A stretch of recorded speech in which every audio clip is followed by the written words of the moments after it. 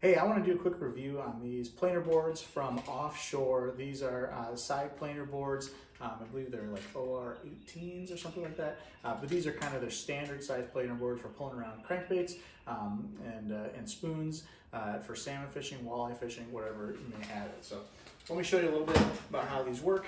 So they have a flag on the top that you can fold down if you don't like watching flags. I always put the flags up, makes it a little bit easier to see. And then it has two clips on it. So the front one here is just two pads without a pin, so you put your line through there. A little trick that I learned is if you put a number of twists in the line and then put your loop with the twist going through that clip, you can pop the planer board and have it release and go back to the kind of middle of your spread to allow you to pull those fish in a little bit better, especially those smaller fish that don't pull the planer board too far back. And then the back clip is your standard red clip, which has a pin in the middle. So when you pinch it open, this side has a little pin right in the middle.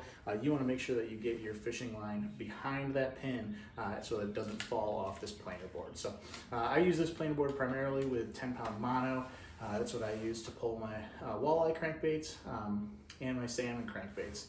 You can use this planer board if you're pulling lead core or copper lines, but you probably want to do it with your smaller lead cores and smaller coppers, probably 100, 150, 200, and then probably 1 to 3 or 4 colors of lead core. One of the cool things about this too is it does have a weight on the bottom, so as it sits in the water, not moving, it sits upright. So as you're sending it back and it's not tracking, it doesn't flip over or get out of place. You can also adjust that weight to have a little bit more weight in the front or a little bit more weight in the back. So overall, I've been really happy with how these perform. I haven't lost any of them yet because of that red clip. We've had a couple pop off, but we've been able to see them, track them down, and put them in our net and get them back in the water. So if you need planer boards to get your trolling system together, these from Offshore are a great choice.